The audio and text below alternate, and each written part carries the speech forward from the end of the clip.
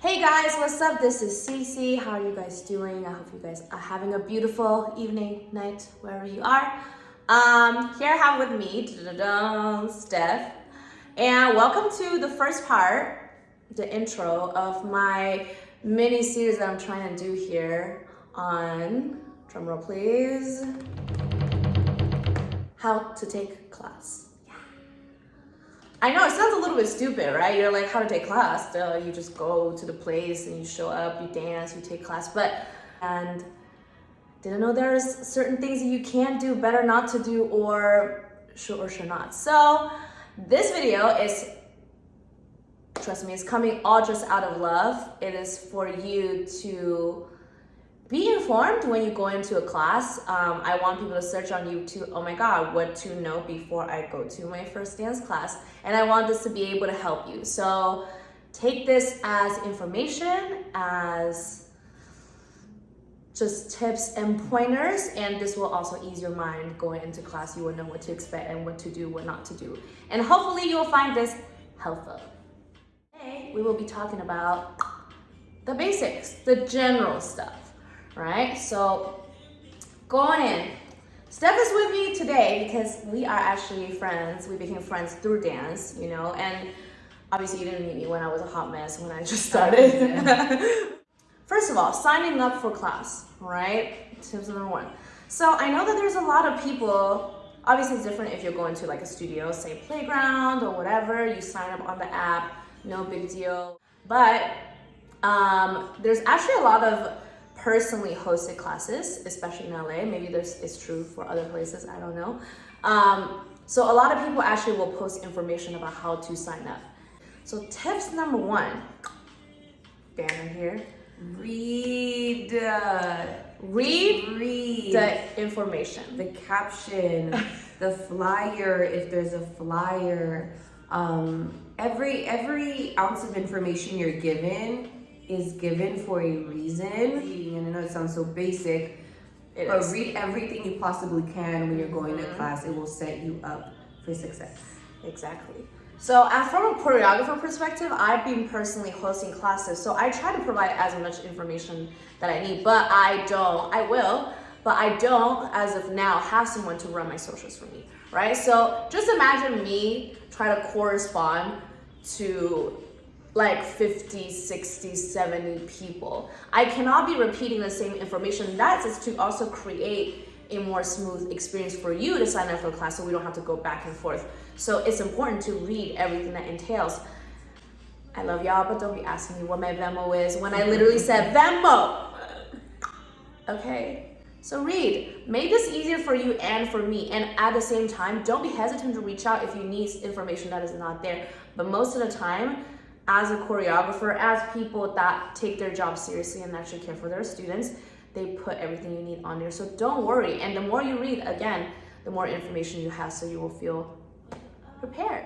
This actually leads into our tips and tricks number two.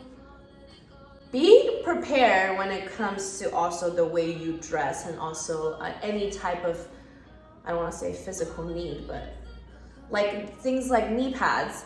Always have them handy because you never know and you don't want to be thrown off. And for me personally, because I hurt myself so many times just by being stupid and not prepared and thinking I could get away with it, I hurt myself. So you don't want like that one moment of you not being prepared to make you not be able to dance for a while. Like that is really just not worth it. So always, if you're trying to dance, for whatever reason, it doesn't have to be like professional or like whatever, right? But always have knee pads on hand. Especially if you have injuries and know I always have a pair of also ankle brace because my ankles are like wonky. So do what you need to be overly prepared so you don't have to hurt yourself when you go to a class. Let's talk about what are we wearing, because I know we're girls, right? Always in the group chat, I'm like, what are we wearing? What's the vibe? What are we wearing? So what are we really wearing? At a very basic level, you want to be comfortable. Yes, you want to be sexy. We want to look good because we need to be able to embody whatever we're going to have to tune into when we're in class. But why that's so important is I like to go for comfortability. Yeah, I like looking sexy, but I do love being comfortable. Like my priority is being comfortable because I don't want to be having to think of might have a nip slip during this move, or definitely happened before. This is gonna come out if I just do that a little too much. Like I don't want to already go in with the limitation. No, that don't let the dressing culture of dance classes define you. You don't have to wear anything that you don't feel comfortable with. Say there's a class that you feel like, oh, like I have to dress sexy, so I have to be like half naked, right? Like I have to. And then you show up to class, you look at yourself in the mirror, I'm like, oh my God, I feel so naked. And now I don't even feel comfortable to even do this, let alone dance and perform and tap in with a bunch of people. So know what feels good for you. And that's very different. I mean, personally, that's different for me every day. Yeah. Sometimes I'm just like, bitch, I don't care. I'm in the mood to be naked today. I'd be fishnet, I'd be like this, I'd be like that. But someday I'm just like, I think literally just gonna wear a shirt. Know that has nothing to do with your self-confidence or whatever. Fuck what everyone else is wearing. Like, wear what feels good to you because it's your class. Your class. Moving in. Wow, so cool. Moving in to the third thing we're gonna talk about, which we will only touch on a little bit because that's actually a huge topic on itself, which I will bring another special guest, aka my friend, to talk about, but we will touch on it a little bit so you guys can stay tuned. But getting your mind right for class is so beyond extremely important. It doesn't matter how much training you have, your mind is literally key, man. Key. Sips the tea. Got the tag. Key. Cut. Key to it all. But yes, honestly, just like when we were talking about dressing yourself, like you want to set yourself for success mentally. And I feel like before you actually step into a class, you would never realize how much actually mentally pressuring, is that a word? Pressuring? Well, how challenging the way that it will feel for you, like your mind wise, and like, oh my God. You would never think that. It all looks so easy, but the moment you do so, you are being vulnerable in a way. You are absolutely presenting yourself in a way. So it is important to get your mind right to go to any class, whoever it is, whatever style it is. I think for me personally, and we're just gonna touch a little bit on it. It is important to know that you are not there to impress anyone, but to share yourself with the energy in the room, and know that this class is for you. It doesn't matter for the person next to you. It doesn't matter me or whoever's leading the class. It doesn't matter the video, if there is a video. It's a matter of how you want to feel or what you want to get out of it. And that is important to remember, because you can be coming to class for multiple, like different reasons. Everyone's on a different path of their journey, as I always say in class. So just honor yours. It doesn't matter, and don't. You know what they say? This is the English saying, comparison is a thief of joy. Amen. I honestly feel that starts as early as like hours before class, or because sometimes we're excited for class even the night before, and then maybe sometimes the way that our day went can dictate how we now feel about going to class, because we may be tired, we may be like suddenly not in the mood anymore. So it's not necessarily about forcing yourself to tap in. Get yourself into the mode and somehow set an intention regardless. It's not so it starts as early as then. Even it's good to check in with yourself maybe midway through the class when you're maybe even hitting that's a good one. Whatever you consider challenging, checking in with yourself to make sure you're still tapped in. Yes, so I love that. That kind of like I feel like the mindset is really an ongoing thing from like the beginning, before class, during class, and even after class. You finish, exactly. And you want to make sure that you leave feeling better than you come in, because that's the point, right? You didn't come here to stress. You didn't come here to feel bad about yourself for whatever reason. And just know that it's important and be intentional. Yeah. But speaking of not feeling in the mood anymore, not wanting to go to class, this leads us to a very important point. I forgot, I lost count, but the next point, communication. All caps. all caps. I think, honestly, like I obviously I teach, but I also take class. So I understand both ends. Sometimes you're like, man, like I don't know, my day just got so sideways. I can't even make it anymore. The traffic's so bad. If I show up, it's gonna be 45 minutes late. So what's the fucking point? Or sometimes I'm just like, oh my God, I just got a period. Like I really don't want to. That is all okay. And sometimes it really can't be an emergency. Life happens. Life happens. Life happens. That's fine. But it is so important to communicate, especially I think when it's like a studio, it's okay, you just cancel, you either get the credit or you don't, whatever, that you know that's coming. But especially if you're going to like a personally hosted class, for me, it's especially now also COVID times, I need to know how many people are there. I want to make sure it's like a safe amount of people and I'm just on a real note, I want to make sure it's the right amount of people where you can still enjoy class, so it's not overly packed. So the number is very important. For me personally, it's not about the money. It's not the profit that I'm making, but also just making sure we have the experience that I want to create for everyone. So, like I said, it's okay if you can no longer make it, whatever. But especially people are hosting classes, shoot them a message. Or like it's just a courtesy, and I just think it's out of respect for not only the person, as a human being, but as a choreographer and as a potential student. You want to just show them that, hey, look, I really did want, it really was X, Y, and Z, and sometimes you don't even have to go that far. You don't even have to tell me why. Just be courteous, and they'll understand it, and they're gonna keep it cute and just be like, great, wonderful.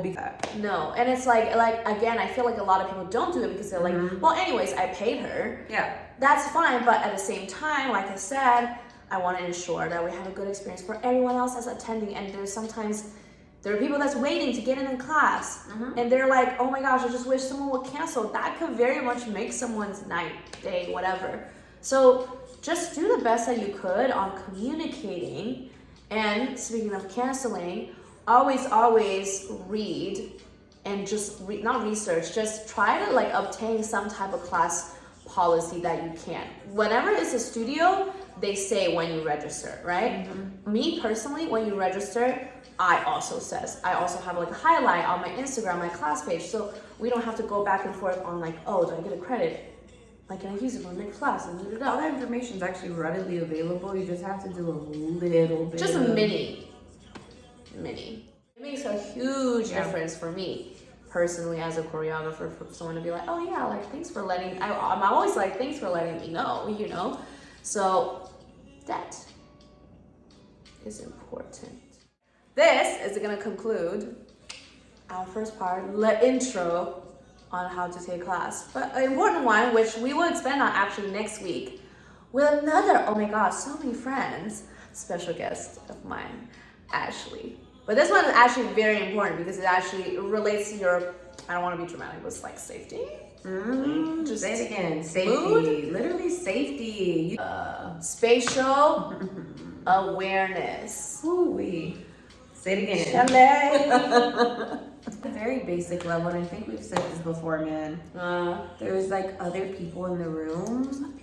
Surprise. Like other people in the room that are also maybe trying to go full out. It's important to know when you have to not do that. And usually the choreographer knows that if they hit you with a lot of floor work, they're gonna split you, which you just have to understand. You will have the opportunity to do it. Yes. So it's okay to like get your body to understand it to where you're like, oh, I understand the movement, but I know I can't do it full out right now because if I do, I'm gonna smack my neighbor and I'm gonna have a heel to someone's ankle, and that's not fair to anybody because you also don't know what prior injuries they have. So that little tap may be not just a little tap for them, and so just like literally. But also that going back to the splitting groups and all of that. Really do pay attention to the choreographer when they ask you to mark it. That is for a reason.